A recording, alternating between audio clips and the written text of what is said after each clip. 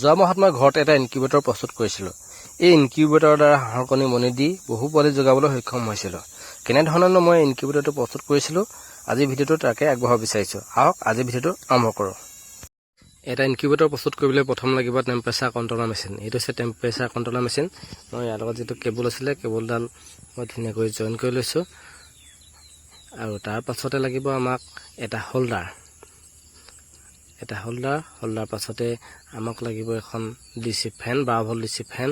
এইটো এটা টেপ, প্ৰয়োজন সাপেক্ষে আমাক টেপো লাগিব আৰু এটা 40 ৱাটৰ বাল্ব আৰু 12 ভল্ট এইটো এডপ্টাৰ আৰু লাগিব আমাক এখন এক্সটেনশ্যন বৰ্ড।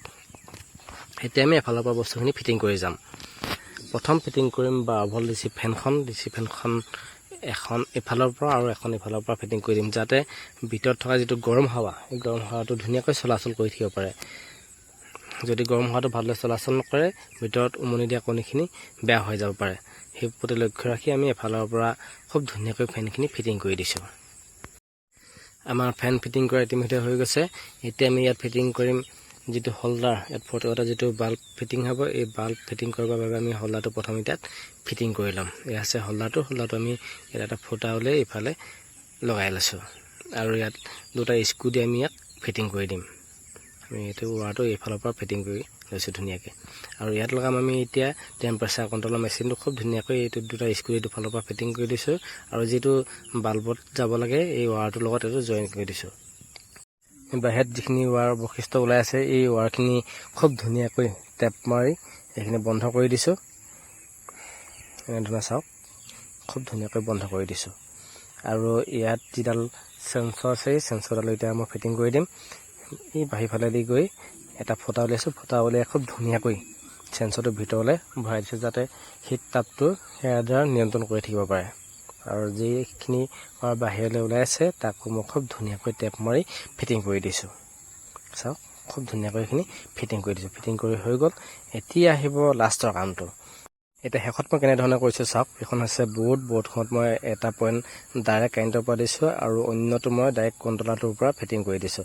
এতিয়া যিডাল আছে, যিটো ৰাইট চাইডে আপোনালোকে দেখিবলৈ পাইছিলে, এইটোৰ পৰা মই যিডাল লাইটলৈ গৈছে, যিহেতু টেম্পাৰেচাৰটো যদি কমি গ'লেহে লাইটটো জ্বলিব, গতিকে মই যেতিয়া লাইটটো জ্বলিব আৰু লাইটটো জ্বলাৰ লগে লগে এই ফেনখন অন হৈ যাব। আৰু গতিকে মই সেই যিডাল ৱাৰ গৈছে এই ৱাৰডালৰ পৰা যিটো এডপ্টাৰ ফিটিং হ'ব, এডপ্টাৰ ফিটিং হোৱা বৰ্ডখনতে মই এই ৱাৰডাল ফিটিং কৰি দিছোঁ। আমাৰ ইনকিউবেটৰ কানেকশ্যনসমূহ প্ৰায় সমাপ্ত হৈছে। এতিয়া এটা ইনকিউবেটৰটো কেনেধৰণে আপুনি চলাব তাকে মই অলপ দেখাবলৈ চেষ্টা কৰিছোঁ।